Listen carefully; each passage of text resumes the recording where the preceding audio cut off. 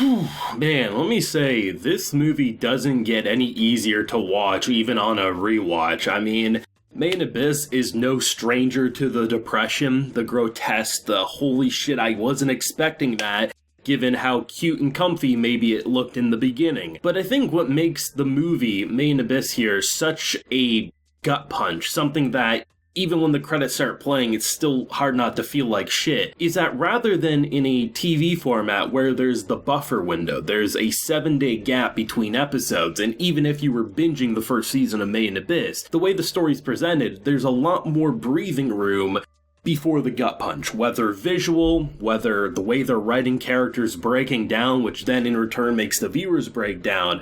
There's a lot bigger of a buffer window. Where this movie, it feels like the end of Journey 1 and kind of like the beginning of Journey 2, and it really does feel like the deeper you go, the more depressing this gets. And I think what makes this movie and this story so compelling is that it's not depression for the sake of it. It's not like when you see characters get ripped apart, or you see grotesque deaths, or characters turned into arguably a fate worse than death. It's not just there to be shock value like you see some media and stories like to tell, but rather it serves a purpose to show just how crazy the people are in this world, that the deeper you are within this abyss, the more messed up you have to be in order to be able to do what we're doing here. And obviously I'm going to be talking about some spoilers here because it's hard not to in a movie like this.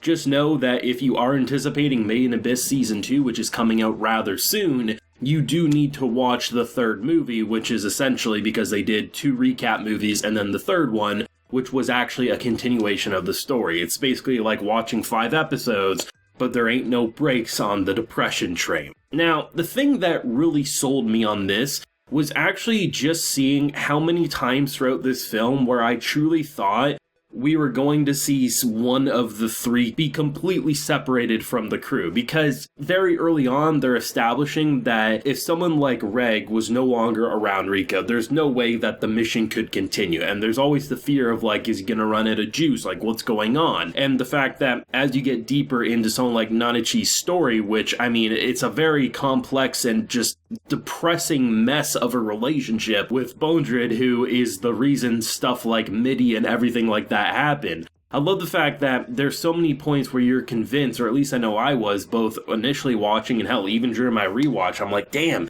it just makes you feel like something bad's gonna happen to one of the 3. And that's what I think catches me off guard so much when it comes to the daughter. And there's a specific moment that just, it's so depressing. It's such simplistic visual storytelling, but it's the scene when her little pet walks up to the briefcase and starts licking the blood because it's been following her scent for so long, and you just know at that moment it was too late. And I think building up prior to that, sure, there's not a big connection to the girl, but I mean, just knowing what we know about so-called Papa Dearest, you just have a bad feeling like either A, this is actually someone he cares about and therefore, you know, she'll be blind to the bullshit that he's doing, or 2, she's gonna suffer a fate worse than death. And sadly, because she didn't get on the boat at the one point in the movie, we saw what happened. And I think this is where the visual grotesqueness really excels in Made in Abyss, because yes, it makes you want to turn and look away, because some of the shit they show you in this film, I mean, it's graphic. It's really, really graphic. But I mean, Season 1 kind of indicates that stuff like that would happen, of course. And the idea of just seeing characters get ripped apart and just the way the vocal performances will just eat away at you, it's a chill up your spine. They do such a great job because for like 40 minutes prior to her being turned into just fuel for this man to regroup and not be cursed, you get a sense that he genuinely is nice to this girl. And the fact that during her death scene, so to speak, you get this flashback that then shows you that it wasn't even just like he found a little girl and, you know, raised her and turned her into that, which of course would be in line with the type of bullshit he does. But the fact of the matter was that he literally took someone who anyone else would consider a lost cause, brought her up to be a normal functioning human being, and then did that. And it's just like, man, the shit that this dude will go through, and then tying it together with Nachi's kind of closure with this matter. The fact that for so long, like, you know, even earlier in the film, she was willing to go back and work for him if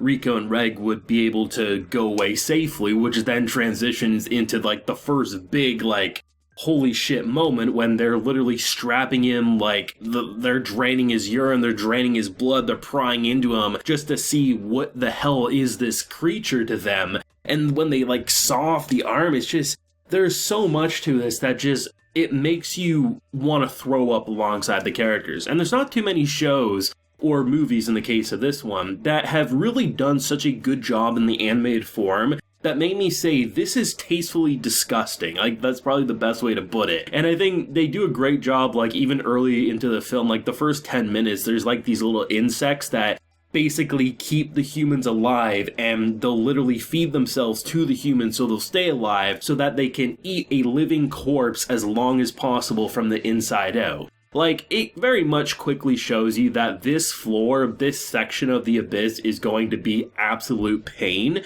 But the fact that throughout it, you just get a sense of teamwork, you get a sense of family and commitment.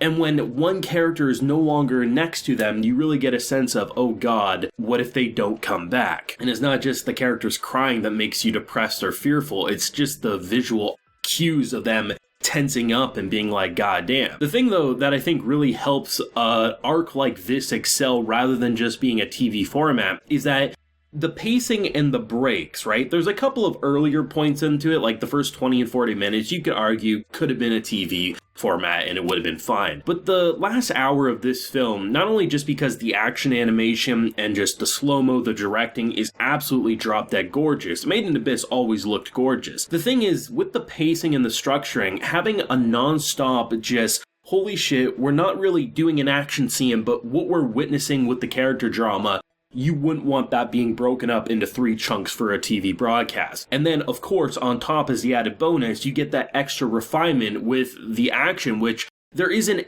technically a whole lot of action, but when it's there, it is visually impressive. I mean, I wasn't expecting Reg to go into his demonic Super Saiyan form at one point, but holy shit, was that visually impressive alongside just the way they actually ended up defeating him for the last time, using that severed arm as a fun little counterattack. There's just so much about this film that it gets you both excited because the story is truly getting going, the momentum is going on, we have our girl finally having her own whistle, which, as twisted as it was a brilliant and clever way to allow her to ascend deeper into this labyrinth of death. But at the same time, it makes you more fearful because this is, from what I hear, it's just gonna get crazier, and you don't need source readers to confirm that. The movie says, like, if you compare what we saw from episode 1 of season 1 to the end of this film, the deeper we go, it truly is more insane and more twisted. And I think, honestly, even though you could argue, yes, the anime establishes it gets more dangerous the deeper you go, it's a whole different thing to see it rather than having characters say in the background shit's gonna get bad, or having a manga reader say it's going to get bad. Seeing it, and I think this movie, it's the perfect representation of what this show wants to do in its, like, second half, it feels like. But man, I am excited to see where season 2 is going to take us. I knew I wanted to rewatch at least the film in anticipation, especially because I hadn't talked about it before.